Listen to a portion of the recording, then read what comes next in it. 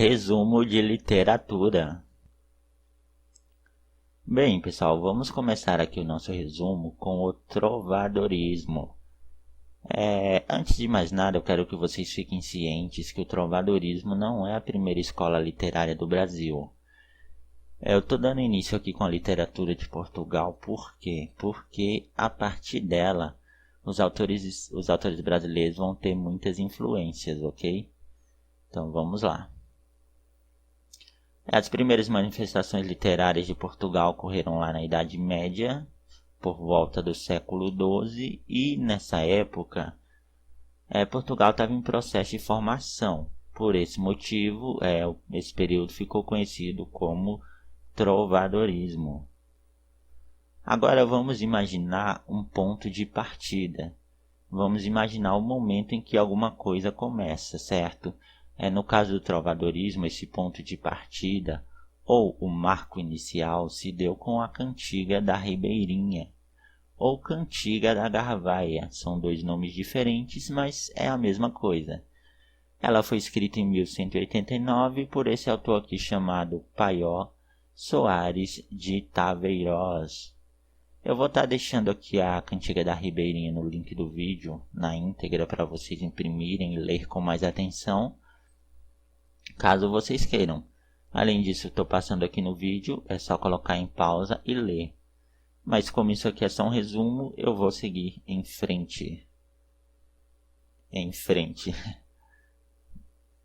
Beleza. Agora, o que é um trovador? Bem, os trovadores eram aquelas pessoas que saíam de vila em vila cantando os seus versos. De vila em vila, feira em feira, ok? E nessa época o povo, a maioria do povo, não sabia ler nem escrever. Por esse motivo, o gênero que se destacou foi o trovadorismo, a poesia do trovador. Agora, uma característica importante sobre a poesia do trovador é que elas eram cantadas, acompanhadas de música e de dança. Essa daqui é a principal característica da poesia dos trovadores, beleza? Agora, no trovadorismo existia 4 tipos de cantigas, que eram a cantiga de amor, a cantiga de amigo, que faziam parte da poesia lírica, a cantiga de maldizer e de escárnio, que faziam parte da poesia satírica. Agora eu vou falar um pouco sobre cada uma delas. Vamos iniciar aqui com a cantiga de amigo, que faz parte do gênero lírico. Vamos imaginar, é basicamente isso. A mulher, ela perdia o seu marido ou seu namorado para a guerra. Ela ficava se lamentando porque ele foi para a guerra e muitas vezes não voltava. Então é basicamente isso, a cantiga de amigo. No caso aqui, a palavra amigo, ela pode ser substituída por namorado ou também marido. A cantiga de amor, a gente já vai tratar com o gênero masculino, com o eu lírico masculino. Basicamente é um homem que se declarava uma mulher que ele idealizava, um amor platônico, mas o seu amor por essa mulher não era correspondido. Além disso, ele era tratado como um vassalo ou tratado como inferior à mulher. Ok? Agora vamos para o gênero satírico. Poesia satírica, cantiga de maldizer. Os autores da cantiga de maldizer faziam crítica direta. A linguagem era agressiva. Eles usavam as palavras de baixo calão, que são os palavrões. Ok? E tem também a poesia de escárnio. Na poesia de escárnio, vamos imaginar. Você quer fazer uma crítica para alguém, ok? Mas você tem medo. Aí você faz uma crítica indireta. No caso dos autores da poesia de escárnio, eles faziam crítica indireta e usavam pseudônimos para o nome das pessoas que eles iam criticar. Veja bem, os pseudônimos eram para o nome das pessoas que eles iam criticar. Ou seja, ele estava fazendo uma crítica a uma pessoa com o nome, mas todo mundo, no final das contas, todo mundo sabia que era para determinada pessoa. Além das cantigas do trovadorismo, existia a novela de cavalaria E o teatro? Eu estou deixando aí uma pequena descrição para vocês lerem, ok? E vamos em frente. Agora vamos falar sobre as principais características do trovadorismo. Bem, na Idade Média, a Igreja Católica Apostólica ela dominava, ok? Pelo fato da Igreja dominar com seus dogmas, com suas imposições, o homem tinha uma visão teocêntrica e moralista. Guardem bem essa palavra, teocêntrica ou teocentrismo, que é quando Deus está no centro de tudo, ok? Outra característica também do trovadorismo é que nas cantigas, algumas das cantigas ficaram conhecidas como vassalagem amorosa. Eu estou deixando aí um vocabulário. Teocentrismo é quando Deus está no centro de tudo. Vassalagem amorosa é aquele que é submisso, que obedece, ok? Agora a gente vai falar um pouco sobre o humanismo. Bem, pessoal, o humanismo é um período literário que ele pode ser considerado um período de transição.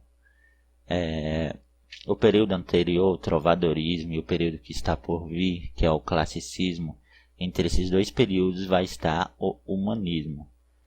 Basicamente isso, uma das principais características do humanismo é que durante esse período começou a surgir a poesia palaciana. Quer dizer, a poesia palaciana era aquela poesia que era... O nome é bem sugestivo, né? Já fala palaciana, vem de palácio. É aquela poesia que as pessoas mais nobres tinham acesso. Basicamente, com a ascensão da poesia palaciana, a poesia do trovador, o trovadorismo, aquelas poesias que eram as cantigas acompanhadas de música, começaram a perder seu espaço e passaram a ser substituídas pela poesia palaciana, que tinha uma linguagem mais rebuscada e era somente escrita. Como já vimos, o humanismo é um período de transição entre a Idade Média e a Idade Moderna, e nessa época aí o homem começa a se valorizar mais. Quer dizer, os dogmas que eram impostos pela igreja, ele passa a ver que, bem, não é bem assim, eu não preciso seguir todos os dogmas da igreja.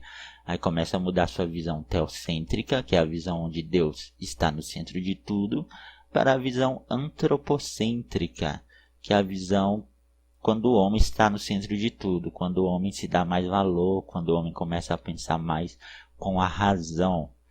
Nessa época estava acontecendo grandes avanços científicos, com destaque para Galileu, que provou que no nosso sistema planetário, no nosso sistema que hoje a gente chama de sistema solar, Galileu provou que o Sol está no centro do nosso sistema planetário. Isso foi o grande destaque aí científico da época. E aqui embaixo para vocês relembrarem, antropocentrismo é o homem no centro de tudo e teocentrismo é quando Deus está no centro de tudo. E quais eram os principais tipos de texto do humanismo? A poesia palaciana, que a gente acabou de ver, que era aquela mais rebuscada, que os nobres tinham acesso, que foi substituindo, que foi tomando o lugar das cantigas do trovadorismo. Além disso, tinha as crônicas de Fernão Lopes, que era no estilo prosa, que relatava os acontecimentos históricos de Portugal. Era basicamente isso. E Gil Vicente, que ficou conhecido lá pelo teatro na época do humanismo, que ele se desvinculou, né, do teatro leigo, ele se desvinculou do teatro cristão, aliás, dando início ao teatro leigo, que era um teatro mais rústico e mais primitivo.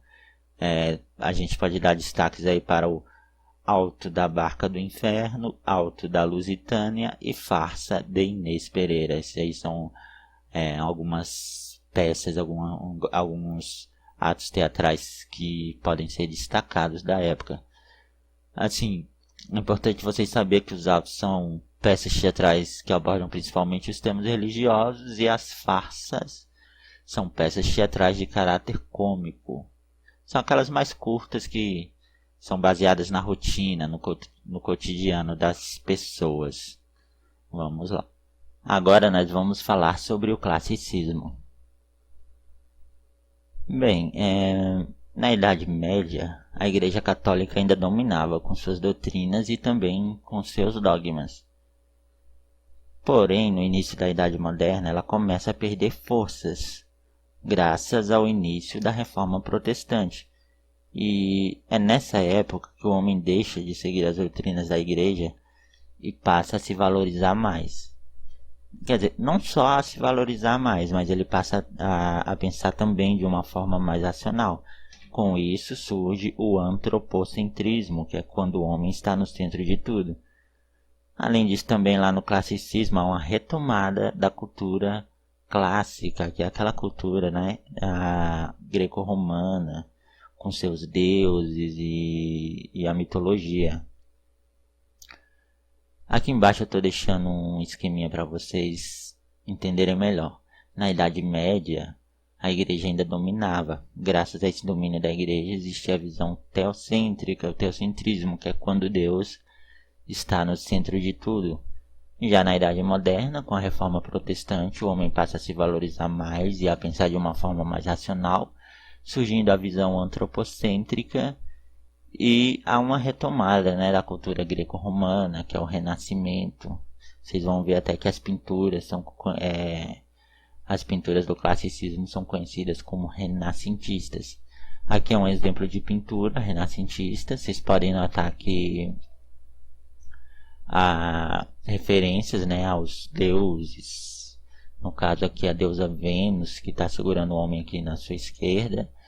E também vocês vão ver que aparece muito a nudez, principalmente a nudez feminina. Vou passar aqui outras pinturas. Vocês podem ver aqui nessa pintura da esquerda uma clara referência à mitologia, né? O homem-cavalo, que é conhecido como centauro.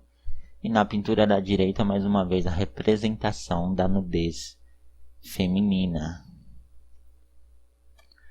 Durante o classicismo, no classicismo em si, foi uma época de grandes navegações, em que o homem rompeu fronteiras e conquistou o resto do mundo.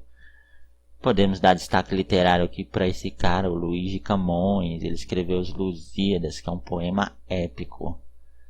Nesse poema, o povo em si era o herói. Além disso, também a mitologia greco-romana, a mitologia grega. Aliás, a grega aparece nesse poema, né, com seus deuses, Apolo, Netuno, Júpiter, Vênus, entre outros. E para você que não sabe o que é um poema épico, é aquele que narra os grandes feitos, os atos de heroísmo, bravura, valentia. Eu vou estar deixando aí no link da descrição o vídeo, o poema Os Lusíadas, para você que quiser ler. Para você que quiser conhecer melhor, ok, vai estar aí no vídeo, no link da descrição. Camões, ele também, além dos poemas épicos, ele também escrevia poesia lírica, que é aquela com sentimento, onde o autor doa a sua voz para o texto. E os sonetos eram o destaque lírico, né, usado por Camões. Então, pessoal, é isso aí. Como isso aqui é só um resumo, é bem breve, eu introduzi aí o início da literatura portuguesa. E se você gostou, dá um joinha, se inscreve aí no canal. E se você tiver interessado também, deixa aí no comentário seu e-mail que eu mando esse conteúdo. E não deixem de assistir os próximos vídeos, porque esse aqui é só o início. Nos próximos vídeos a gente vai vir com a literatura do Brasil, ok? É isso aí, valeu e um abraço.